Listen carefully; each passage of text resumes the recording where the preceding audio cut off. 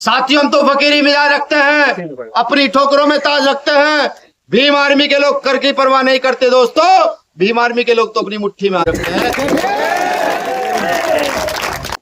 वो आपके लोगों को तोड़ेंगे, फोटो खिंचवाने वाले से दूर है ना। उन्होंने ऐसा कार्यक्रम कर दिया, मुझे इसकी उम्मीद नहीं थी कि सारी सड़कें ये लोग फुल कर देंगे। ये हमारे कार्यकर्ता हैं।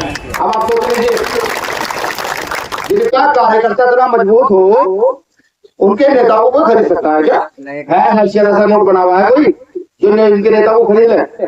तो सब बेफिक्र रहे हैं। बीजेपी और संघ को किसी का डर है तो आप ही के बच्चे हो, बीमारी की तो बातें काम से लोग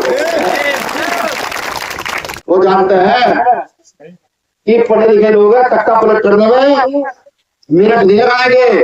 अभी तो हम सिर्फ अपने लोगों को इकट्ठा करने ये बताने का प्रयास कर रहे हैं कि हमारी ताकत क्या है, वरना इस देश के अंदर हर बार हमें लूटा गया है। मैं काम की बात करूं तो सफाई से लेकर के कारीगरी का सारा काम, मेहनत मजदूरी का सारा काम हम लोग करते हैं।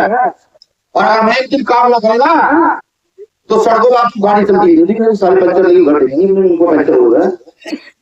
एक आदमी फल खाता नहीं दिखाया, ठेले लगा है और एक सफाई तो इस देश में बदबू हो जाए। ये बात मैं सबको इसलिए बताने आया हूं कि अभी वक्त है संभलने का, सुधरने का। सोचो ना कि हम घर में जो जानवर पालते हैं ना, उसको प्यार करते हैं, वो हमारी तरफ भी प्यार भरी निगाहों से देखता है। अरे हम तो इंसान हैं, हमने किसे प्यार नहीं किया? कांग्रेस को प्यार नहीं किया? बताइए। पैसा से लेकर हर चीज, घर का अनाज बेचते कांग्रेस को ध्यान दो, सबने मिलकर के यहाँ के पिछड़ों ने, दलित ने, मुसलमान ने खास तौर से कांग्रेस को मजबूत किया पूरे देश में और राज कराया लगातार।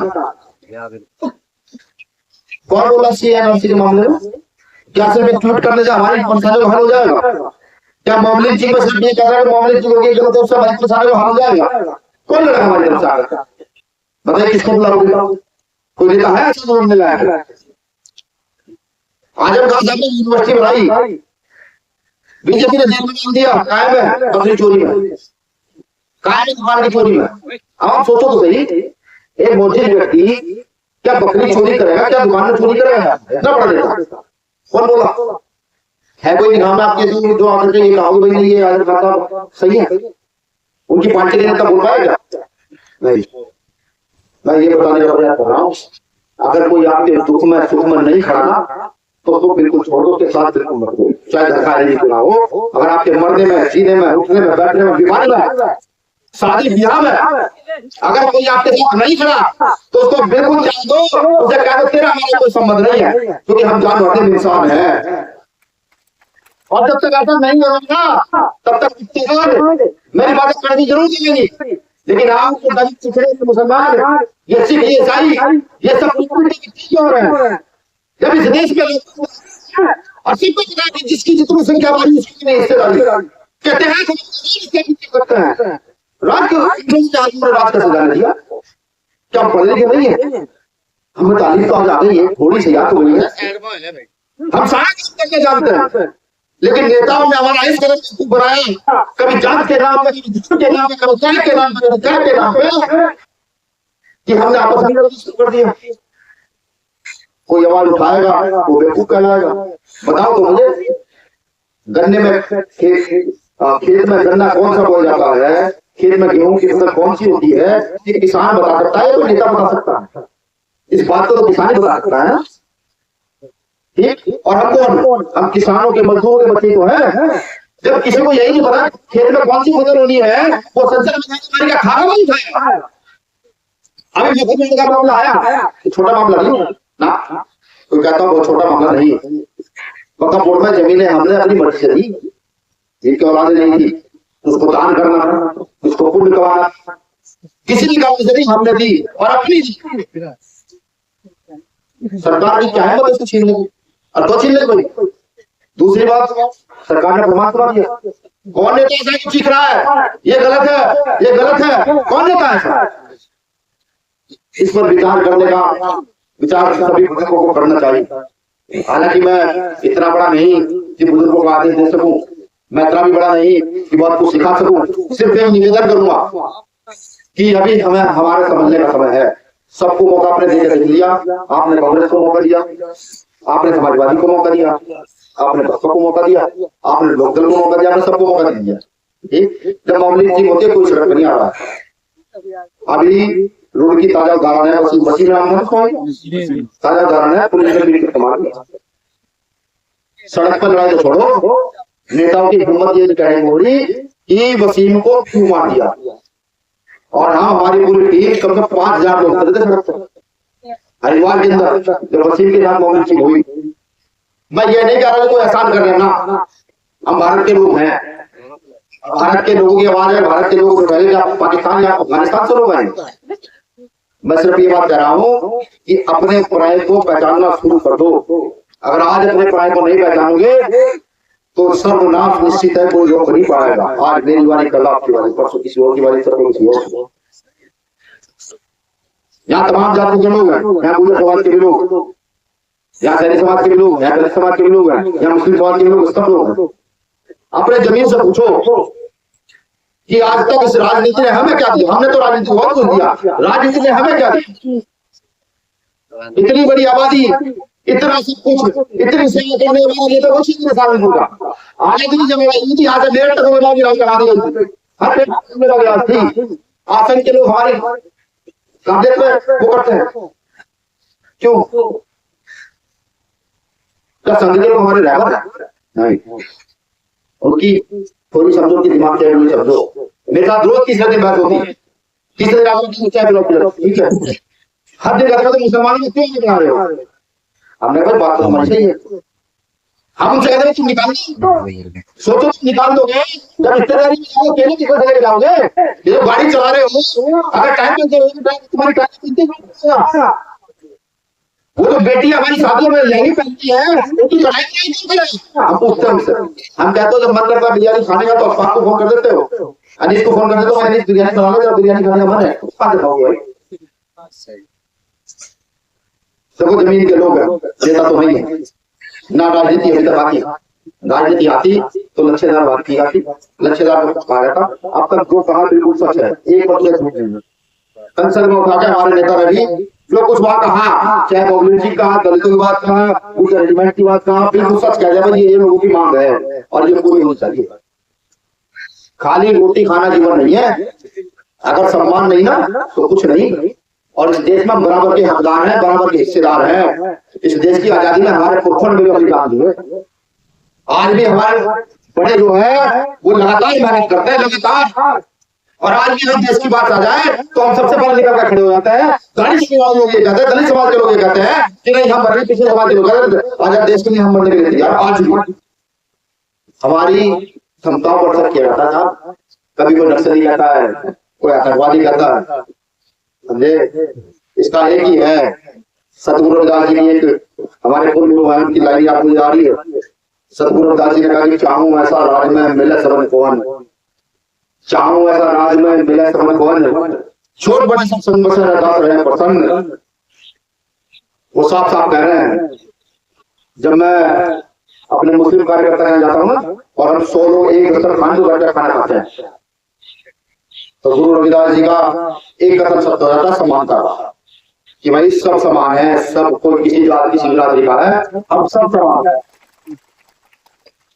बस उनका एक कथन और सत्य करना है कि इस देश को ऐसा बनाना है कि जहां कोई गर्दावरी हो ही ना, भाई कोई किसी धर्म को मानने वाला हो, सड़क पर नमाज पढ़ते व्यक्ति के ऊपर लात ना मारी जाए, बिल्कुल ना मारे। ऐसा देश बनाना है। और ये देश बनेगा कैसे? बाबा साहब अम्बेडकर संविधान में प्रावधान दिए गए लोकतंत्र का। लोकतंत्र में हालांकि उस समय जब लोकतंत्र स्थापित हो रहा था, उस समय के नेता ये कहते थे कि सिर्फ वोट डालने का अधिकार व्यापारियों को, साहूकारों को, नेताओं को और जिनके पास बहुत सारी जमीन है उन्हें देना चाहिए। बाबा साहब अम्बेडकर ने कहा मेरे जो लोग हैं देश के अंदर, उनको तो कोई जमीन नहीं है। अगर मैं मुस्लिम आबादी की बात करूं तो कुछ जाति ऐसी जिस पर जमीन है, कोई मेहनत के बल पर, वरना सब लोग मेहनत मजदूरी करने वाले हैं। बाबा साहब अम्बेडकर ने सबको वोट का अधिकार दिया, सबको। और मुझे 26 जनवरी 1950 को जिस दिन इस देश में संविधान लागू हुआ, आप कभी वो फोटो देखना जो बाबा साहब अम्बेडकर संविधान भेंट कर रहे हैं ऐसे, और नेहरू और 5-6 लोग संविधान ले, जितना आप फोटो को देखोगे ना, तो आपको एक चीज का एहसास होगा। वो जब देखोगे तो अपने आप ही देखना, अपने आप एहसास करना भी बाबा साहब अम्बेडकर की इस संविधान को देने में कुछ कौन व्यक्ति होगा, आपको पता हो जाएगा। 26 जनवरी 1950 को जब बाबा साहब अम्बेडकर संविधान को लागू करवा देते हैं और वो संसद से बाहर निकलते हैं, और तो उनके नेता, इस समय के नेता कहते हैं भाई डॉक्टर अम्बेडकर संविधान लागू करा दिए हो। उन्होंने कहा कि क्या फायदा कर दिए हो, हम तुम्हारे लोगों को डराएंगे, तुम्हारे लोगों को छुपाएंगे, तुम्हारे लोगों से मत समझना। बाबा साहब अम्बेडकर के जब उनको पढ़ते हैं तो समझ आता है उनके लोग सिर्फ दलित आदिवासी नहीं, वो लोग जो जिस देश में गरीब हैं, वो लोग जो इस देश में मजलूम हैं, वो लोग जिन पर लगातार अन्याय अत्याचार होता, वो सब लोग डॉक्टर बाबा साहब अम्बेडकर के लोग कह रहे हैं। बाबा साहब कह रहे हैं लोगों को, उन्हें कहा रहा है तुम्हारे लोगों को डराएंगे धमकाएंगे, राजा अपना बनाएंगे। बाबा साहब अम्बेडकर कहता भाई मैं जानता हूँ तुम्हारे पास हथियार भी है, पैसा भी है, जमीनें भी, सब चीजें, तो मेरे लोगों को डरा दो, धमका दो, गरीब लोग हैं भाई। जब बच्चे को भूख लगती है तो आदमी चोरी के लिए उतार हो जाता है, चोरी भी करके पहुंच जाता है। जब बच्चा बीमार होता है तो भीख मांगने से वो पीछे नहीं बुलाई जाता। बाबा साहब कहते हैं कि जिस दिन मेरे लोगों को समझ आ गया, इस लोकतंत्र की ताकत का पता लग गया, इन वोटों की ताकत का पता लग गया, उस दिन मेरे लोग उठ खड़े होंगे और किसान मजदूर कमेरे वर्ग को इकट्ठा करके इस देश में किसान कमेरों का राज स्थापित कर देंगे। और उस दिन तुम याद करना कि तुमने मुझे क्या कहा। लेकिन अफसोस हमने मेहनत तो की, लेकिन हमने ये नहीं सोचा कि मैं मेहनत कहाँ करनी है। ये मैं इसलिए नहीं कह रहा कि हमारा भी राजनीतिक दल नहीं, मैं सिर्फ इसलिए कह रहा हूं कि अगर हक की आवाज कोई नहीं उठा सकता तो मर जाना बेहतर है। हम सब लोगों का मर जाना बेहतर है। अगर सम्मान का जीवन हम नहीं जी सकते तो जीने का कोई मतलब नहीं, बिल्कुल मतलब नहीं। और हमारी थ्योरी में एक ही चीज है, चाहे चाहे वीरेंद्र हो, चाहे चौधरी रविंद्र हो, चाहे हरीश प्रधान हो, कि सम्मान नहीं तो कुछ नहीं, बिल्कुल नहीं। ये बखूबी जानता है। कहा है एक दिन फोन किया, भैया ऐसा हो गया, किसी मौलवी को पीट दिया, अभी चाहते क्या हो भैया, आंदोलन करना होगा, पहले जाके कोतवाल से बात करिए, मैदान सारे लोग इकट्ठे हो गए। कोतवाल ने भाई तुम बीमारी वाले नायक हो, ये पुलिस कहती है ना भाई तुम नायक हो, बीमारी वाले जिला बना रहा ना, कौन कर देगा सारा काम होगा। पुलिस कह रही है बीजेपी की सरकार नीला बना मुस्लिम जरा, लेकिन सरकार की समझ में आ गया कि ये बीमारी के लोग जो छेड़ना आग में हाथ डालने के बराबर है, उनकी समझ में अभी ये गई है। आपने दिल्ली का केस देखा होगा कि नमाज पढ़ते हुए नमाजी को लात मारी जा रही है, देखा होगा, सुना होगा समझ। मैं कंजरवाई के चुनाव में था न गिरा, पूरी दिल्ली की टीम न गिरा। 2 दिन पहले दिल्ली हमारे कार्यकर्ता सभी वो गैस का मुझे फोन आया, भैया ऐसा सा हो गया, क्या करो। अब हम थोड़े से दिमाग से टाइट है क्योंकि सहारनपुर का खून ऐसा है, तो अपने मुताबिक करना क्या, मर जा। कहना भैया क्या बात करे, अरे जब तू सम्मान के लिए नहीं खड़ा तो दिल्ली में वाले थोड़ा कैसे बोलिए ना भैया, भिड़ जाऊंगा। हमने कहा भिड़ जा, और अगर मर भी गया तो शहीदों में देश में पहली भक्ति में नाम वीरेंद्र का लिखा पड़ेगा। आप यकीन मत मानो, सारे लोग नगीना थे, वो आदमी 2 लोगों को लेकर जाकर भिड़ गया और गांव से कि तेरी हिम्मत कैसे होगी जो हमारे लोग आदमी को रात मारनी, नमाज जो नमाज अदा करो। भिड़ गया उनके साथ। पुलिस ने सुबह से शाम तक रखी, थाने बिठा के शाम को छोड़ देना तुझा, क्यों पता था दूसरा जेल भेज दिया, फिर दिल्ली वाले चुपके होंगे, उन्हें जेल भेज दिया। फिर उत्तर प्रदेश, मध्य प्रदेश, राजस्थान, हरियाणा, पंजाब, गुजरात, केरला, कर्नाटक, तमिलनाडु, ये सब लोग इकट्ठे हो जाएंगे दिल्ली में। दिल्ली को भी लगा रखा कोई बात, तो उसे छेड़ा नहीं देगा, उसे कहा तू घर चला जा भाई, ठीक है तू घर चला। उसका शाम को फोन आया, हमने कहा भाई, कहना भैया जेल में जाओ, फिर तू जेल में, तू अगर अधिकार के लिए लड़ता हो जेल में तो तेरा क्या फायदा भाई, तू कहेगा मुसलमान। तो उसने लगा कि भैया मैं तो वहीं बैठा रहा, उन्होंने मुझे कह दिया भाई तू चला जा, तेरी हम जमानत कर रहे हैं, 2 घंटे बैठा मुझे नहीं छेड़ा। किस लिए, किस घर में ये था, मैं कहता हूँ कि ठीक हो। जब ये पढ़ने वाले में आंदोलन करते हैं कि जब ये इतने मांगे थे हम हिंदू मुसलमान सिख ईसाई बहुत पार्टी सब पार्टी में है, पहले हम बीमारी का कार्य करता है बात करता, जब ये होगा तो फिर हिम्मत नहीं। भाई क्या हो सकता है, बात तो बताऊंगे, लड़ते हुए क्या होगा, जिसका जन्म हुआ वो मरेगा नहीं मरेगा, कोई ऐसा भी आदमी है जिसका जन्म होगा जिंदा ही रहेगा, सब मर गए ना भाई, आज भी मरना कल भी मरना और 4 दिन बाद भी मरना। कोई एक्सीडेंट से मरेगा, कोई हार्ट अटैक से मरेगा, कोई बीमारी से मरेगा। तो लड़ते लड़ते क्यों मरता भाई? क्यों ना लड़े, क्यों ना खड़े उनके सामने? क्यों जाति का धर्म का नाम लेके वो मानते रहे, पिट देंगे? इनके बाप का राज है, हमारे बाप का राज, हमारे बापों ने माना करी पूरा ये पता है। और वो नेता तो ये बैठ गया एक बार, आज मुसीबत पड़ी, फोन करके हम फोन करेंगे तो सहारनपुर उन नेताओं का मिलना देखो जरूर किया। सीधी बात भाई, हम तो बाबा साहब की वो बुलाते हैं, आप कहते हो लड़का दे दो जो पढ़ना लिखना जानता हो और उसे राजनीति में थोड़ा सा भी इंटरेस्ट हो, उसे दे दो भाई, से ले जा जो समाज का काम करेगा। 6 महीने में उसे पूरा देश में जाना लगा, तो जो सजा दोगे वो बेटा तो सजा लेंगे। हमसे नेता इसलिए परेशान है, हर गली चौक चौराहे मोहल्ले में नए नए नेता 22 25 25 30 35 साल के नेता खड़े कर दिए। राजनीति घबरागी कि अगर इन्होंने मजदूर किसान के बच्चे को नेता बना के खड़ा कर दिया तो हमारे बच्चे का भीम आर्मी जाएंगे। समझ रहे हो, ये डर है। जब भीम आर्मी नहीं थी साहब तो हम भी कोई झगड़ा हो जाता था तो गांव में ट्रैक्टर ट्राली लेकर के किसी के होती बेचारे गए, ट्रैक्टर ट्राली में बैठ के 100-200 लोग विधायक की कोठी पे जाते हैं, हाथ जोड़ते हैं, भाई विधायक जी हमारा होकर बात करा। विधायक जी कहते थे ठीक है, तो 4 घंटे बाद आते। फिर वो कहते ठीक है बैठो अभी थोड़ी देर बाद। फिर जब 2-2.5 घंटे और निकले तो धूम में और दूसरा निकल जाता। फिर विधायक जी कहता है, विधायक जी आप मुकर बात छोड़ो, आप फैसला ही करो। आज ऐसा नहीं है ना, आज तो कोई घटना घटित होगी, नेताजी खुद भी फोन करा मदद चाह रहे, ना बीमारी आकर मदद कर दी। गलत आदमी के साथ नहीं खड़े, कोई ये कहता हूँ रेप करने के साथ खड़े हो ना, किसी कीमत पर नहीं ना, तो किसी धर्म में ये दिखाया गया कि गलत के साथ खड़े हो। हाँ, अगर किसी के साथ गलत होगा, चाहे सारी दुनिया उसके खिलाफ है, बीमारी उसके साथ खड़ी होगी। और हम अपने कार्यकर्ताओं को जान से ज्यादा प्यार करते हैं। बिल्कुल, एक कार्यकर्ता के साथ कुछ होगा, हालांकि हमारे कई कार्यकर्ता नहीं है, वो लड़ते हुए मरे भी है, लेकिन कार्यकर्ता को जान से ज्यादा प्यार करता है। कार्यकर्ता की जान जाने से पहले हम खड़े रहते हैं कि पहले हमारी जान जाए। मैं सब चीजें बता रहा हूँ, ये मेरा दुख है, भाषण नहीं है ना। भाषण लेना हो तो भाषण तो बाबा साहब के आशीर्वाद से ऐसा भी दिया जा सकता है, मैं आपको रुआ भी दूं, लेकिन क्या करूँ भाषण का?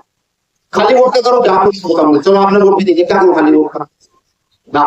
आपके दिलों में जगह चाहिए, घर में जगह चाहिए, आपके हर चीज में हिस्सेदारी चाहिए, आपके दुख में हिस्सेदारी चाहिए, आपके सुख में हिस्सेदारी चाहिए, तब तो फायदा है बीमारी में। हालांकि समय कम मिलता है, लेकिन यहाँ हमारे विधानसभा अध्यक्ष कहाँ दोनों किसान मोर्चे के विधानसभा अध्यक्ष है,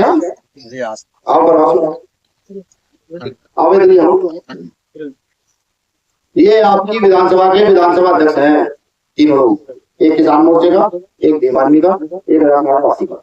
मेरी जो सीनियर लीडरशिप है उनका नाम पता किसने लिया? कोई परेशानी सिर्फ नहीं बढ़ा, ये सब संदर्भ पे लगा देंगे, एक तरफ एमपी खड़ा हो, एक तरफ विधायक खड़ा हो, एक तरफ ये खड़ा हो, मेरा कोसा विधानसभा तो हिम्मत नहीं बढ़ेगा। आपके साथ गलत हुआ है तो जिला पूरा जिला से लेकर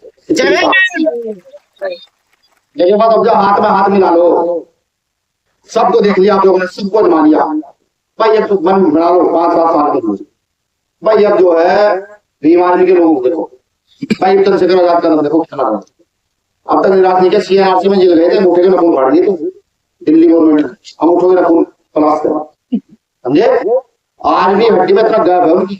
हाँ, सामने इतना मारा सामने सीएनआरसी का मामला चल रहा था, जामा मस्जिद में बैठे थे, मेरे पास दिल्ली से पुलिस के फोन, हमारी टीम के फोन, भैया कैसे उठ जाएंगे सर्दियों का टाइम था, जामा मस्जिद का गेट बंद था, वार्ड में बैठे थे, मैंने फोन किया रात को 3:45 बजे, मैं कहा मेरा भाई जाते यार, बहुत मेरे फोन आ रहे हैं, कह रहा भाई 2,500 मैंने बैठे, 2,500 से 3,000 डॉक्टर जी भेज दो। हालांकि मेरा कभी क्या नहीं डालते, मुझे कहा तू क्या तो उठ जाऊंगा, तुम दोस्त भी हैं, हमने कहा अगर किसी बहन के भूखे बता लगे ना तो हमारे जिंदा रहना।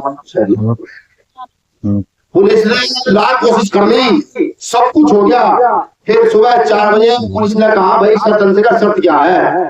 चंद्रशेखर बहन का शर्त ये है कि एक भी बहन को कोई बदतमीजी नहीं करना, पहले सारी बहनें थक जाएंगी, हमारी टीम छोड़ जाएगी, सारी बहनें चल जाएंगी, फिर जो यहाँ परिवार के भाई बहन बैठे ये सब अपने घर चले जाए, मत मान चलूंगा, मैं तुम्हारी टीम बदली मुझे उठानी, सारी बहनें कर गई। फिर बुजुर्ग घर गए, तब चल से वाइफ करके जेल गए, 2.5 महीने रह जेल में। मैं कहा कि नहीं बजाओ, मुझे मिलाने की जरूरत नहीं है ना। बिल्कुल बताओ, लोगों को इस जंग के लिए, आंदोलन के लिए तैयार करो, लोगों को याद कराओ आजादी का समय कि जब ये आजादी थी तब कैसे हम लोग मिलकर लड़ते थे। आज भी वही समय है। आप क्या समझते हो? देश लूटने की कगार पर है, समझे? जिन्होंने इस देश में पहले गुलामी करी ना, अंग्रेजों के टाइम पे कौन गुलामी करता था सबको पता है, बताने की जरूरत नहीं है। हमने गुलामी नहीं करी, हम लड़े हैं। एक सवाल उनसे पूछा जाता है जिनके पुरखों ने जान दी हो, गुलामी से कोई सवाल नहीं पूछता। कल सवाल आपसे पूछा जाएगा, कल सवाल हम भी आपसे पूछेंगे कि जब यहाँ बीएसएनएल बिक रहा था, जब यहाँ सरकारी नौकरियों को प्राइवेट किया जा रहा था, जब यहाँ की जंगल जमीन बेची जा रही थी, तो आप लोगों ने हमें तैयार क्यों नहीं करा? क्यों नहीं कहा को खड़े हो और मरने के लिए, लड़ने के लिए तैयार हो जाओ? पूछेंगे बिल्कुल, हम आपसे पूछेंगे, हमारे पिता आप, हमारी औलाद हमसे पूछेगी। तो इस बात को, इस दुख को समझो। वो जो मॉब लिंचिंग होती है, मॉब लिंचिंग नहीं है, वो एक आदमी हत्या नहीं है वो ना, वो इस देश का टूटता भाईचारा है कि भाईचारे को कैसे तोड़ा जाए। ठीक, तो इस भाईचारे को बढ़ाना है। तो देखो भाई, जंग में तो सादतें होंगी, हम तो तैयार हैं, ये मेरी टीम तैयार। अब अगर आप इनके कंधे पर यूं भी हाथ नहीं रख सकते, यूं करके ना हौसला भी नहीं बढ़ा सकते, फिर हमें कोई बचाने वाला है नहीं।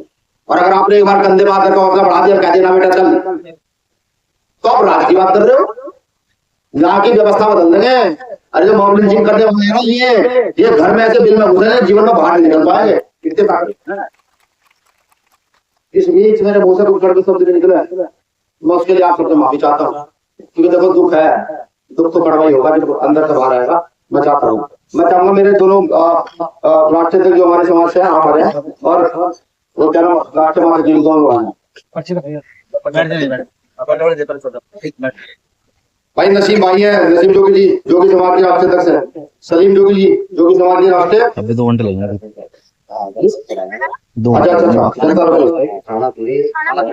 बता दो कहाँ से आते हैं?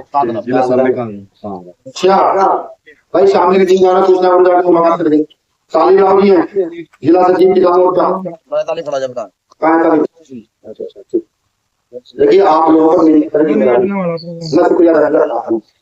आप जिम्मेदार लोग हैं, ये जिम्मेदारी को निभाएं, और अब जो मुक्ति इधर उधर बातों में जरूर घूमना, इसको मुक्ति बंद कराने का काम करेंगे। इतना हुआ तो मैं समझूंगा कि हम सब, और हम किसी पे एहसान नहीं कर रहे, सबसे बड़ी चीज। कोई नेता के बात नहीं, मैंने ऐसा कर दिया, हम एहसान नहीं करे, मर जाए लोगों को। पूरे दुनिया में कौन लड़ेगा? किसी को तैयार होना पड़ेगा ना, तो हम तैयार हो गए। तो ये हम लोगों का फर्ज है। तो आप दोनों भाइयों से मुझे ये उम्मीद है कि आप हमेशा अपना भी कंधा मजबूत करेंगे, हमारा भी कंधा मजबूत करेंगे, और इस कंधे से कंधे मजबूत होने को एक इतना बड़ा कंधा तैयार करेंगे कि जिससे कोई खिलाए ना पाए। पूरे भारत में, और पूरे भारत में सर्व समाज से बोलने लगा। शुक्रिया शुक्रिया। अच्छा, राव तालिब जी हैं, जी जिला महासचिव। राष्ट्रीय अध्यक्ष वीरेंद्र जी जिंदाबाद, भीम आर्मी जिंदाबाद, भीम आर्मी जिंदाबाद, आजाद समाज पार्टी जिंदाबाद, आजाद समाज पार्टी जिंदाबाद, भाई चंद्रशेखर रावण जिंदाबाद, भाई चंद्रशेखर रावण जिंदाबाद। हमारी रक्षा कर न सकी जो सरकार निकम्मी है, हमारी रक्षा कर न सके जो सरकार निकम्मी है। शुक्रिया। जय भीम, जय भारत, सलाम, नमस्ते। आपसे आशीर्वाद की गुजारिश करता हूँ, आपसे दुआओं की दरखास्त करता हूँ कि आप सब लोग हम जैसे बच्चों के कंधे को मजबूत करें, जिससे जाकर के जो आज इस देश में जुल्म हो रहा है, उन जुल्म करने वालों के साथ जाकर उससे लोहा ले सके, उसे टक्कर दे सके।